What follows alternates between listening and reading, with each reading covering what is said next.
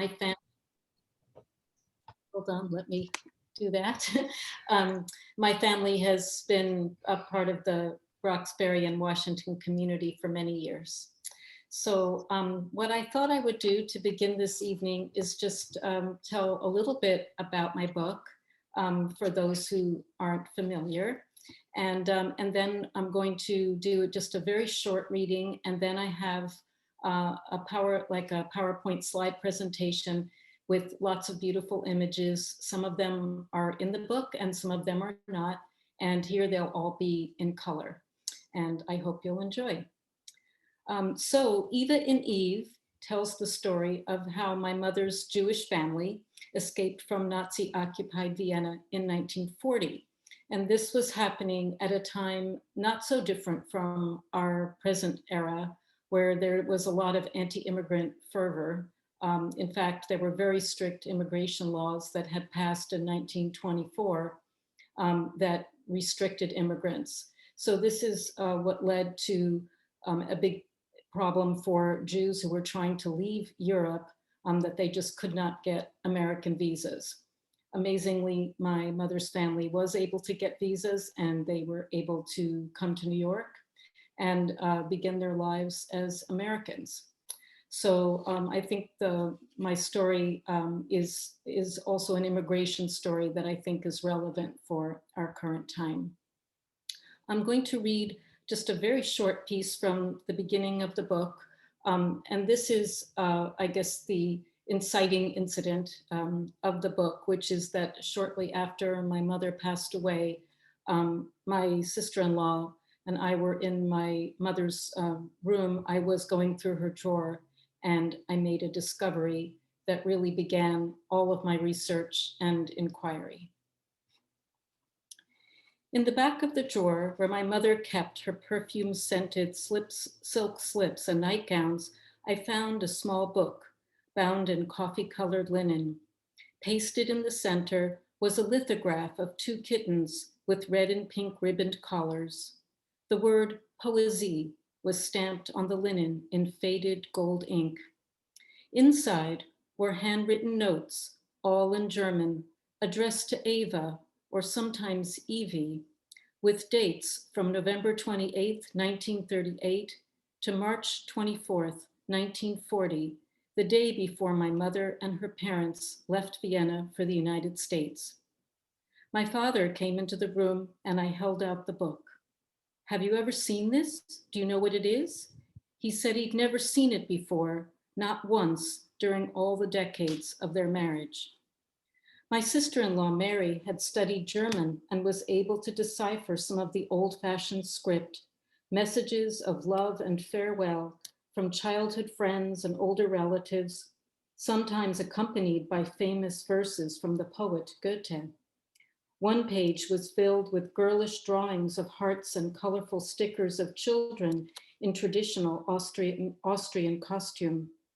"Do not forget me, your loving friend, Sylvie." On one spread from 1939, a girl named Renata had copied the characters from Disney's Three Little Pigs from a movie advertisement in colored pencil. Across the spread, she'd lettered the line, "Who's afraid of the big bad wolf?" There was indeed a terrifying big bad wolf in Vienna by January 12, 1939. His name was Adolf Eichmann, one of the architects of Adolf Hitler's final solution, which would nearly obliterate European Jewry by the time the Nazis surrendered in 1945. My father looked over my shoulder, voicing what I suspected. Some, perhaps most of the people who had signed this keepsake book, those who did not get out of Vienna by October 1941, when the German government forbade emigration, must have perished. By the time my mother left with her parents, it had been almost too late. And I'll leave it there. And we can, if anyone has questions about the Poesie book, I'll be showing it to you shortly. So I'm going to do, I'll share my screen and we'll continue with a slide presentation.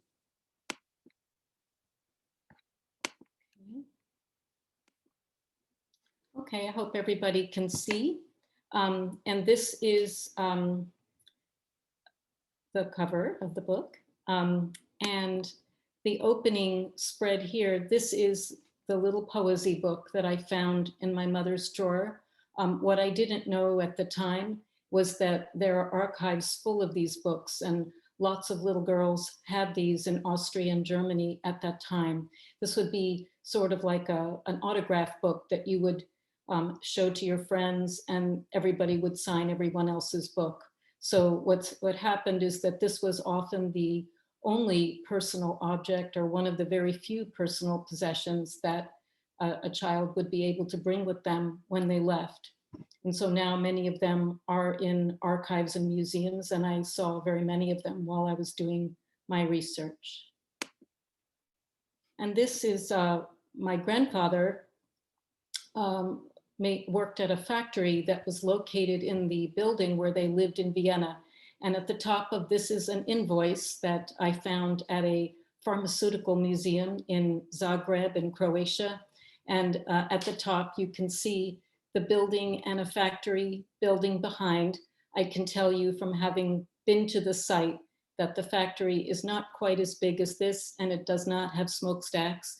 But I think that, you know, as we often do with advertising, the idea was to make it look sort of bigger than it actually was.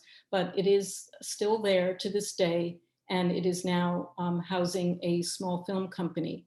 And for those of you who read the book, you'll find out that the person who runs that film company became a very important person in the story. And this is one of the objects that was made at the factory. On the left, you can see a page of a pharmaceutical catalog, and you see that paper fan that's there. And this is the object. You can see these little paper, folded pieces of paper, and then the pouches here were used for powdered medicine. And this was the very common way of dispensing medicine until pills came into use. My mother would tell us about this paper fan when I was a child, and she always said that this fan had saved her father's life. She said this because what happened was that after the Nazis came into Vienna in 1938 in March, all the Jewish businesses were taken over by the Nazis. But in this case, they had difficulty finding somebody who could run the machine that made this little paper fan.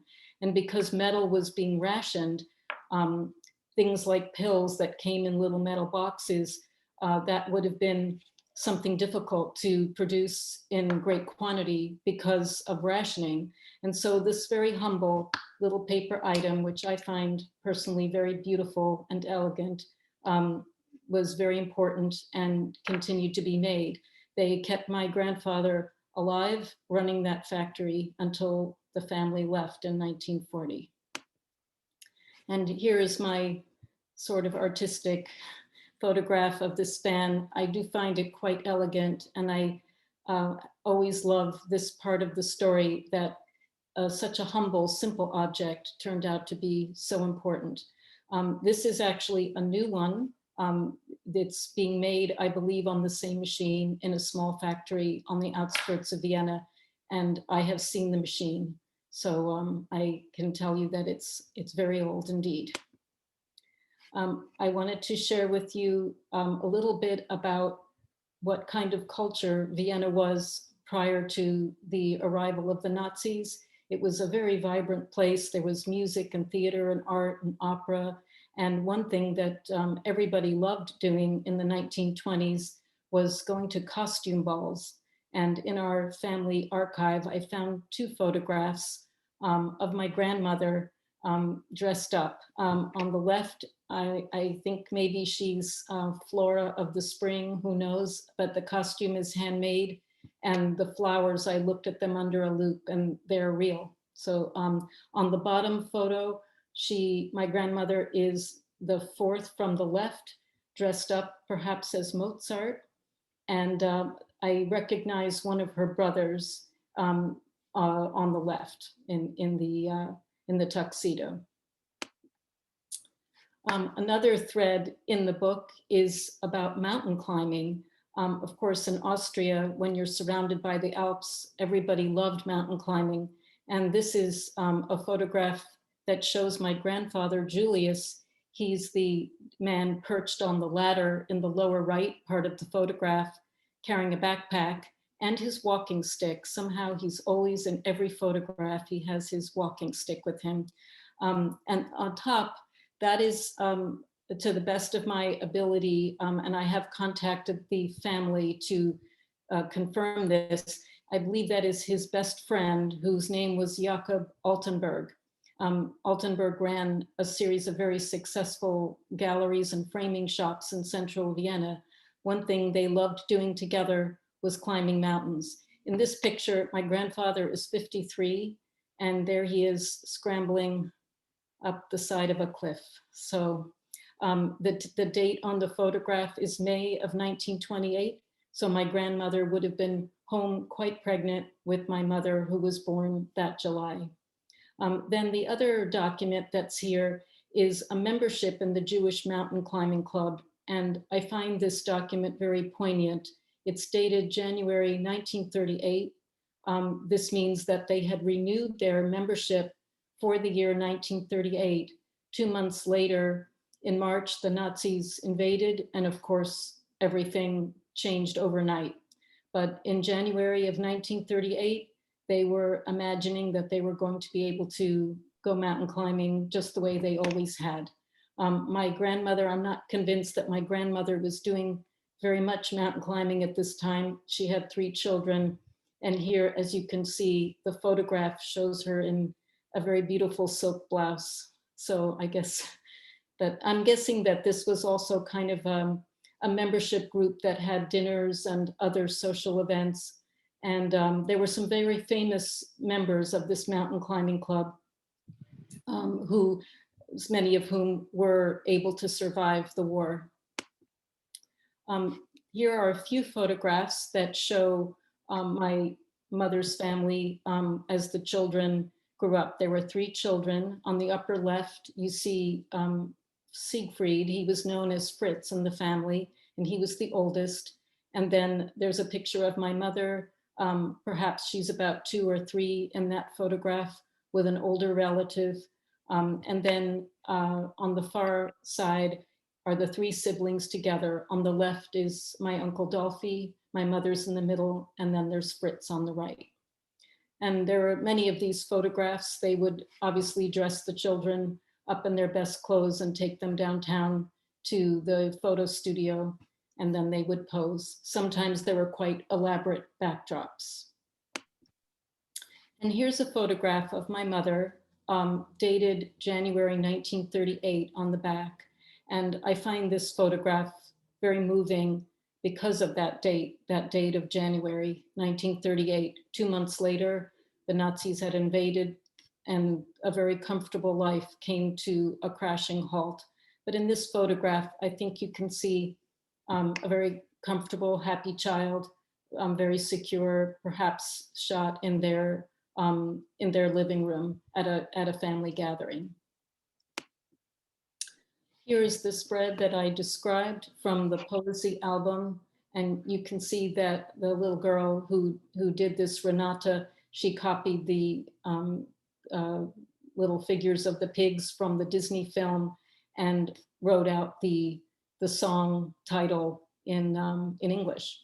And it's dated January 1939. By this point, the Nazis had taken over Vienna, and most people were desperately trying to leave. These are the passports that finally arrived in July of 1939. This had followed, at one point my grandfather was arrested and detained. They took away the family passports. Finally, that happened in October of 1938. It took almost a year to get passports. But of course, what they really needed was the American visa. And this turned out to be a very arduous task to get an American visa. The American government was looking to make sure that people wouldn't become dependent on the state. You had to have guarantees from relatives in the United States. And on the face of things, my grandparents and my mother were not ideal American immigrants, in that my grandfather by this point was about 65. My grandmother had not worked in many years because she was a housewife, and my mother was too young to work. So I always wondered what it was that had made the difference and helped them to get the visas. And it turned out this is the man who did issue the visas. His name was Donald Winchester Brown. He came from a very illustrious New York family. If any of you have heard of the real estate company Brown Harris Stevens, that's the same family. And this young man, he's pictured here, probably in the top photo. He might have been about 20 or so. He went to Harvard. He grew up in New York. He went to a boarding school in Switzerland, where in fact he started mountain climbing. And in this top photo, you can see that in fact he's camping out. I was able to trace it. I think it's somewhere in the Western United States. In the second photo, I think that this is probably taken in New York State during the winter. His mother had a home in upstate, and I'm quite certain that's where this photograph was taken. But what you see is a man who loved the outdoors, and yet he found himself in Vienna at the consulate making life and death decisions. But one thing that they did share was this passion for mountain climbing, and that, I believe, may have made the difference in why they got their visas. I did a lot of research into the shipping lines that brought immigrants to the United States. One of them was the Italian line, and here is the ship. It was called the Saturnia, a very beautiful, elegant liner. And here it is sailing through the Strait of Gibraltar. And then on the bottom, you can see it arriving in New York. That photo there is dated from the mid 1930s, but I don't think New York City looked that different. You can imagine what a shock it would have been for a family that had lived in Vienna, which is a much, much smaller city than New York City. And then they arrive in this harbor with these towering skyscrapers. I can only imagine it was pretty overwhelming. They were, in fact, detained for several weeks on Ellis Island, which by then was a prison island. And so the arrival in New York was not easy. These are a few of the beautiful objects that managed to make their way to the United States. The top is my grandfather's compass, part of his camping gear, a beautiful necklace that was my grandmother's, very 1920s, a few small items that I believe were my mother's, little necklaces and that were very Jewish, things that you would wear to go to temple or at other times. And then at the bottom are my grandfather's camping tools, which I love very much, these spoon and fork, and I do keep them on my desk. I like to look at them. I find them quite inspiring. Then on the lower right, you can see the label that was on the trunk that came with them to the United States. And that would be my grandfather's handwriting. This is, I find, a very beautiful photograph. This shows my grandmother, my mother in the middle, and my grandfather. This would be in the summer of 1940. And this is at the Ford Pavilion at the World's Fair in New York City. And to me, they look so European still. They really look just like new arrivals. And there they are in front of this sort of iconic logo of an American company. But there they are, and they had made it and they were safe. Then my mother grew up and became the very beautiful young woman who's shown there on the left. She's visiting relatives in Florida. Maybe she's about 16 or 17. Then there's a picture of my dad, who fought in World War II. And there he is. He'll correct me if I'm wrong, because I think he's here this evening, but I guess that's in basic training. And then my really favorite photo of my parents together is on the lower right, that was taken by a friend shortly after they met. And then here are some photographs that show my mother when she was working at Simon & Schuster. My parents both worked there for many years. So I kind of love that in the end, she chose a field that was sort of all about paper and ink, just like her own father, who had run that printing factory. And of course, I'm in the same business as well. And so it is kind of a full circle. And then if anybody should have interest, you can find me on Instagram. You can follow on Instagram, and there's a few of the quotes from the back of the book. And I think now what we could do is, let me just stop the share screen. And if anybody would like to pose a few questions, if you have questions, or this might be a good time to begin. If you have questions in the chat, otherwise, and you can unmute yourself if you'd like to ask a question. Our video. Yeah.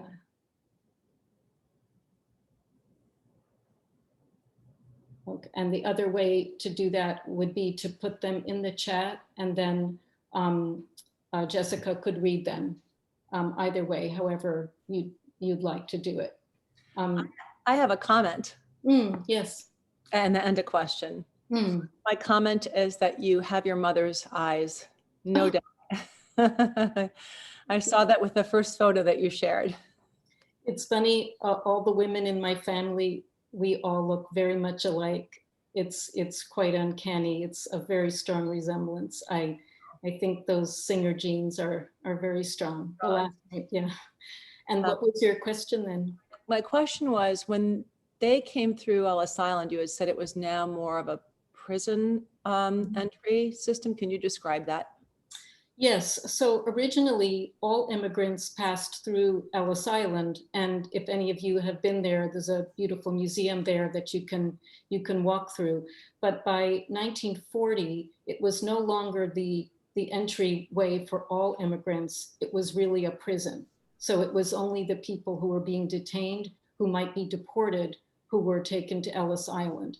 So I was able to trace from the captain's log of the ship that in fact 9 people, including my mother's family, were sent to Ellis Island. One person was a stowaway who had gotten on in Lisbon and hidden on board. And then there were a few others, and then my mother and her parents. And my mother had described this time on Ellis Island. They kept them there for 2 weeks.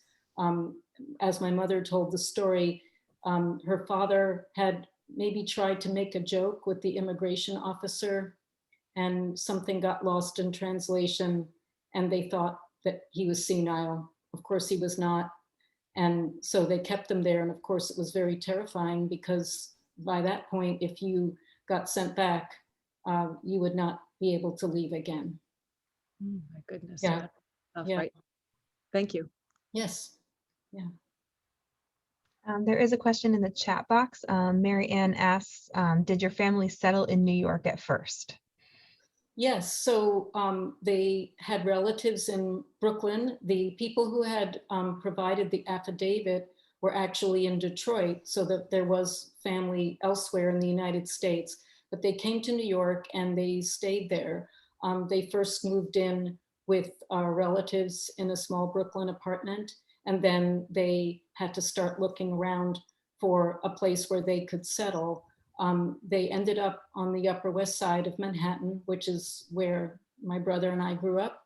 In fact, they ended up running a restaurant that was very popular in the Jewish community, in the emigre community of Germans and Austrians who lived on the Upper West Side. I was able to find a review of this restaurant, which served very traditional Viennese food and was very much loved. I have not been able to find a photograph of the restaurant, but I continue to hope that one day I may stumble on that. What was it called? It was called Neugreshel, and it was the name of the restaurant was the same as a very famous Jewish restaurant in Vienna, also called Neugreshel. In fact, the restaurant is so famous, the one in Vienna, that I've read stories about it. The owner of that restaurant was sort of famously cantankerous. And so what happened was that his son, also named Neugreshel, came to New York in 1939 and wasted no time and immediately reopened the restaurant. And then my grandfather eventually became a partner at that restaurant, not unlike what had happened when he ran the printing factory. He started out as an associate and ended up being a partner in the business. In the book, I managed to find some advertisements for the restaurant, but it was very, very successful. And I've met a few people in my research time who remember it, who ate there. But you can imagine that it served the very typical food. And as my mother said, one of the things during the war was that restaurants didn't have meat rationing, so they could order meat. And so of course people were, would go there just to eat unrationed food, plentiful portions. So. Looks like Deborah has her hand raised. Oh, hi. I just, I have to tell you, maybe it's more just a comment than a question too. I read your book and really loved it because I felt a real connection. My mother-in-law is from Vienna, and last year I started citizenship proceedings for my husband. And it was so strange, and it's really hard to put into words, which you did so well, about why you would want to get citizenship and go back to the country that had really persecuted and abused you. And my husband at first wasn't so interested. I was just, his mother has been my muse. And he just, we got the notification, I don't know, 3 weeks ago, maybe, that it came. Yeah. And the first thing he said was, when can we go? And I don't really know why there is that feeling of, I want to go back there as a citizen of the place that kicked out my whole family and killed some of them. Yeah. But there's something about it. I don't know why. Yeah, I'm in the midst of, my brother and I are in the process right now. We're waiting for the acceptance letters. I hope they'll come soon, but it is a very complicated thing. I can't say, it is very emotional for me, but that is how I feel. And when I get that, when I get the passport, I do want to go back as a citizen.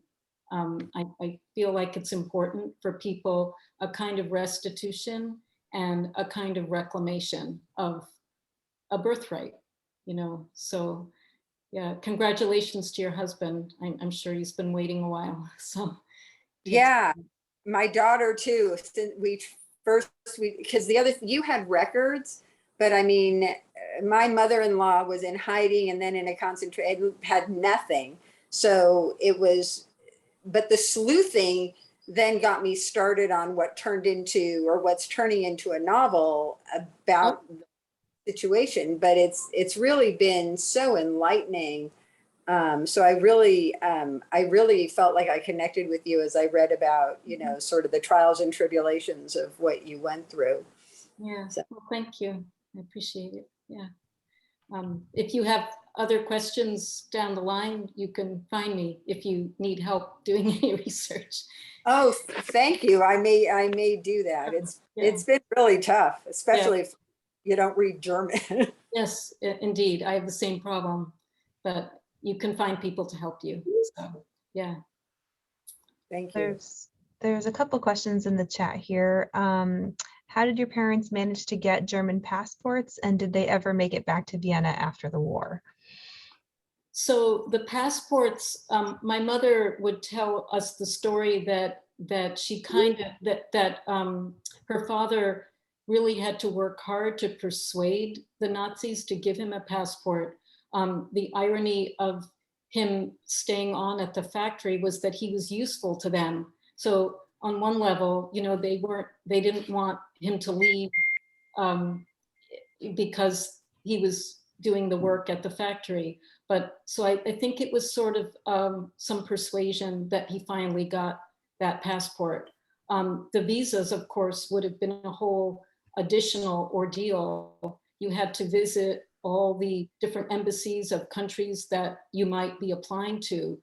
I know that at one point they considered sending my mother to maybe Argentina because there were relatives there. A lot of people in Vienna went to Shanghai because the Chinese government did not require a visa. So there were a few countries where you could go in South America, or as I mentioned, China, where you could go. And I think there was a very interesting article in the New York Times a couple of years ago that was about this community in Shanghai, which is really just incredible. People were just sort of camping there, waiting for the war to end. Then to the second part of the question, they did go back. My mom and my father went back to Vienna. My grandparents did not return to Vienna. They, but my mother did with my father. I've been there now 3 times, once as a college student, and then once with my daughter during research for this book. And then the last time was in 2019. Fortunately, I managed to do that trip before the pandemic started. And I'm looking forward to going back. What was that trip like?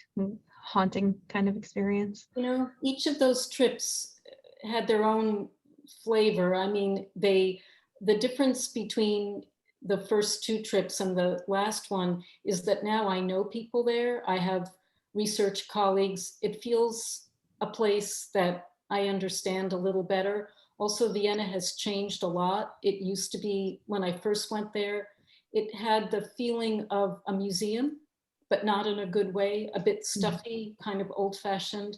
But now what is interesting is that, like the 1920s, Vienna was a very progressive city in an otherwise conservative country. And that, I would say, is the situation now, that Vienna is, it's been voted one of the most livable cities in the world because it actually has very progressive housing policy. So there's a lot to recommend it as a place, and a lot of young people are staying. And you feel it, you can feel it in the air that it's a much more vibrant and cool city, I guess. Yeah. Go ahead, Melissa, I see you. So this is so interesting because my mother escaped from Vienna in 1939. It was a very similar story. And there was the affidavit that sent by relatives in LA. And yeah, they settled in the Bronx and stuff like that. And my son and I and my brother and his 2 kids have now applied for Austrian citizenship. Likewise, because in last September, it became suddenly one could do that. I think Germany for years has allowed people in, but Austria, you know, you have to live there 10 years first. So it's an interesting story about why would I do that? And I feel it's sort of homage to my mother, you know, sort of completing something that was left, that was ripped, you know. That's so it. Yeah, I agree. It's so interesting to hear this. So there must, and I have all these documents, you know, pouring, especially to apply for citizenship, you got to submit all these old things, and they kept everything. It's just amazing. So yeah. My mother kept everything. So when my brother and I were ready to apply, there wasn't much we had to go hunting for. It was all there. So you know, that made our application easier. Now we're just waiting. I think there are many people applying. I I'm sure they underestimated the number of people. I know that there's a Facebook page that that you can sign up for of people of Austrian descendants. I think that's what it's called, Austrian descendants, on Facebook. It's like a group page. And there are people from everywhere, Australia, England, South America, everywhere, all over the United States, every place where Austrian Jews fled. And now people, the descendants, are applying. I think it's a good thing. Yeah. So can I just ask you, did you go to the Steiner School in New York at all? I did. Oh my God. So I knew I'd seen Yeah. your parents' names and some, because I went there, and so there must have been, but I'm a lot older than you, so there must have been some connection. All right. Yeah, my brother and I went there for a few years, kindergarten. I left in the middle of 4th grade and my brother left in 2nd, and we went to a different school. But yeah, I have very beautiful memories of the kindergarten there. Okay. So yeah. Great. Thank you. Does anyone else have any questions? I think there was someone, was there another one that was in the chat, or Just a comment from Yeah. Robert saying that he also lived in Vienna from 96 to 97 and had very mixed feelings. Yeah. Mhm. Yeah, it's a strange city. It's kind of, there's something haunted about it whenever I've gone there. And I felt in the beginning when I would go to do my research, I had that feeling that maybe it was just me, but other people have described that like just a kind of haunted feeling, like you walk around through the streets, especially in the old Jewish quarter, and you can sort of you try to imagine how horrible it must have been when the Nazis arrived in 1938. When I was walking through my mother's neighborhood, sometimes I would try to imagine all the things that she described seeing, people being forced to scrub the sidewalk and being yelled at and beaten. And you walk through the city now, it's very beautiful, it's very clean and orderly, and it's just impossible sometimes for me to get my head around that. It's hard to see it. Sure. Yeah. Robert, do you want to add anything? I see you popped up. Just unmute yourself. My wife Maureen and I spent a year in Vienna. I'm a physician, and I was spent a year in sabbatical at the University of Vienna, and it was really an exciting time because the wall had come down just a few years before, and from Austria being on the front line of the eastern frontiers, we were in the center of a new Europe. And we spent a lot of time traveling through Austria itself, as well as the Czech Republic and down to Slovenia. And it's an extraordinary place, Vienna and Austria. There's so much beauty. Mm-hmm. But the mixed feelings were that we felt that in some ways, I suppose the older generation of Austrians were still living in the time of, the Kaiser. And that never really, the Second World War might not have ever happened. Mm-hmm. We're Jewish, and it's extraordinary because we've been to Berlin a number of times, and we found that the ability to actually come to terms with what had happened during the Second World War was extraordinary in Berlin, whereas in Austria, complete denial. Mm-hmm. Absolute denial. How much they suffered. And although we had a wonderful time and we made good friends and we traveled throughout the country, there was always that kind of sense that they'd never really come to terms.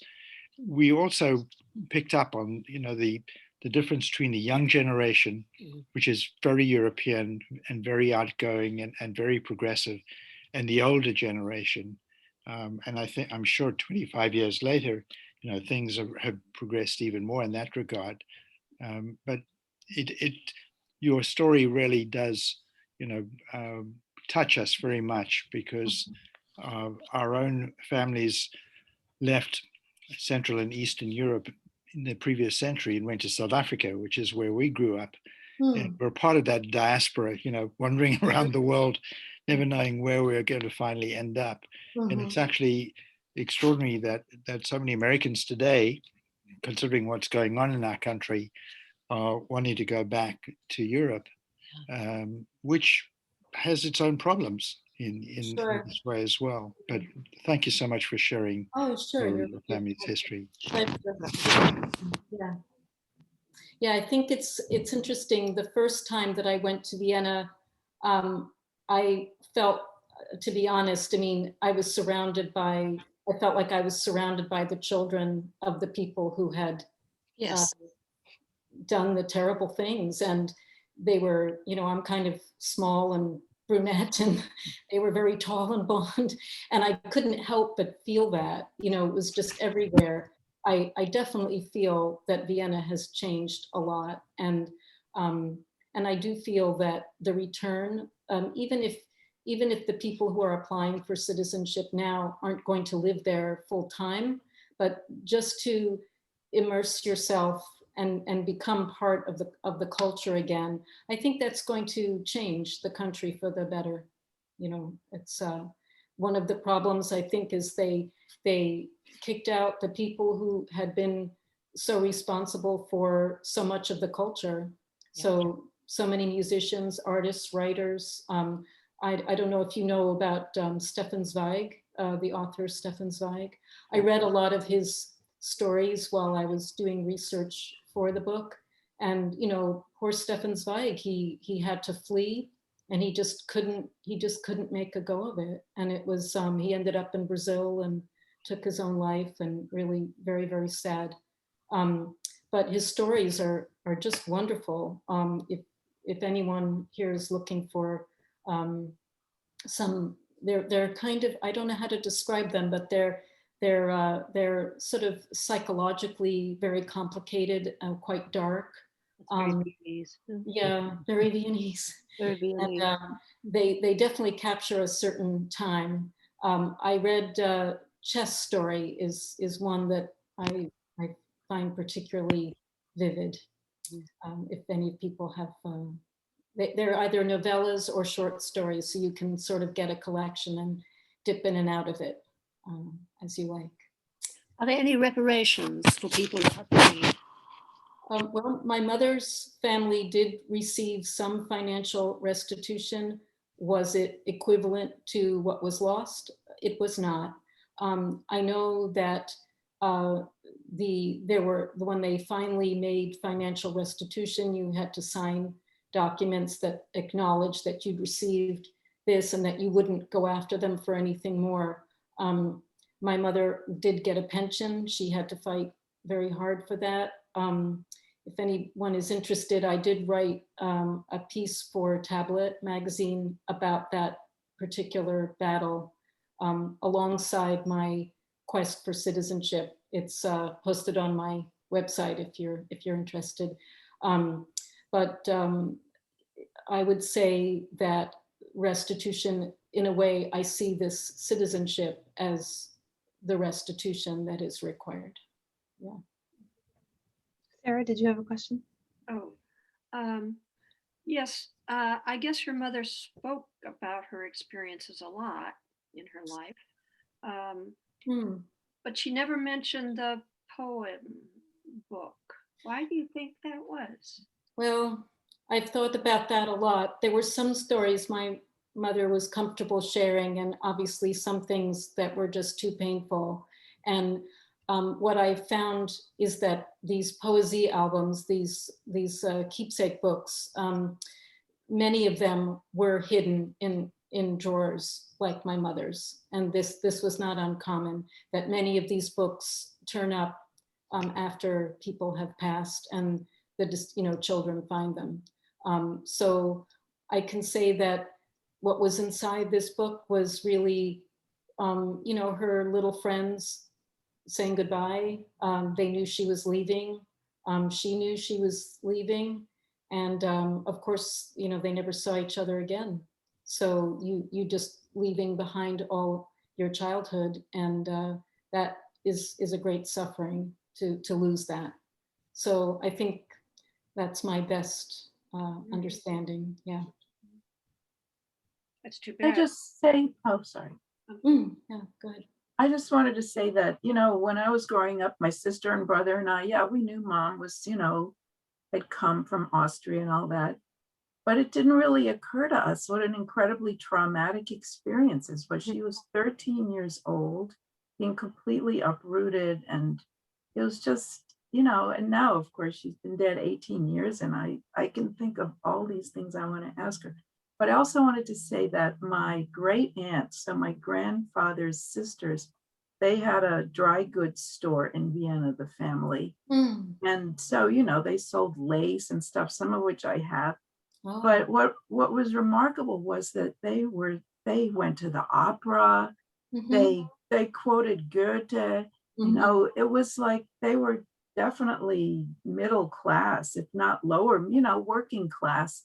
And yet there was this incredible level of culture for everybody. That was sort of, they went to the plays and the opera. That was just remarkable to me.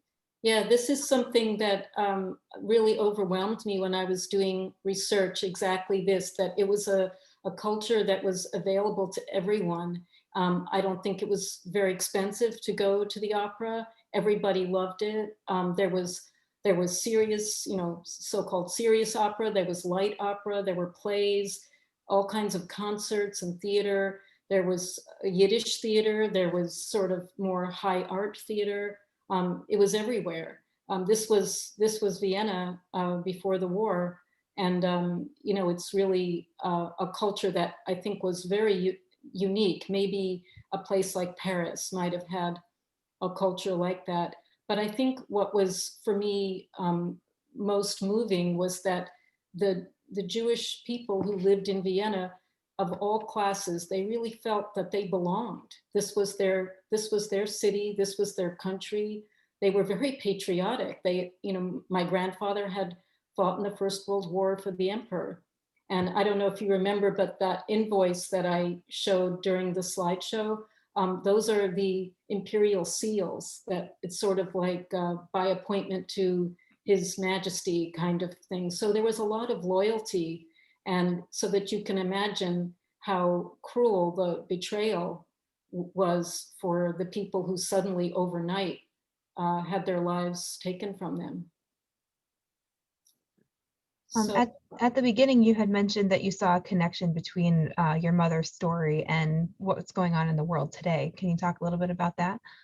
yes, definitely. I was working on this book just before the last president came in, and it was just the minute I heard the words "America First," my blood ran cold, because this was actually the very phrase that was used by the Ku Klux Klan in the 1920s. This was their slogan, "America First," and it meant the same thing then. It was white nationalism. It was about keeping people out. It was not a kind of, it really isn't about patriotism, those words. It's really about keeping out, undesirables, and who those undesirables are change with every era. So back then it was Italians and Asians and Jews. And before that, it was Germans and, Poles. And now, of course, it's people from all the parts of the world that are suffering from climate change that's, making their lives unlivable, or there's war, and people are fleeing the same thing. It's always the same thing. So when you hear those words, "America First," it's not a good thing. And that was immediately I found this connection there. Are there other questions? Does anyone have any? Yeah. Well, if anyone has any further questions later, or if you're reading the book and have questions at a later time, you can find me on my website. I'm very reachable. And I wanted to mention that I had sent a batch of signed book plates to the Hickory Stick, and I'll be sending down some more. one thing I love doing is visiting with book clubs. So you can organize, if you have any organized book clubs, I really enjoy visiting with them. All right. Well, thank you very much for joining us and sharing your story. Thank you so much. It's been a pleasure. And thank you everybody else for joining. And again, if you're looking for the recording, you can find it on Gun Library's website tomorrow morning. Thank you so much. Thanks. Yeah, thank you. Very nice to meet you all. Thank you. Bye-bye. Bye-bye. Bye. Bye-bye.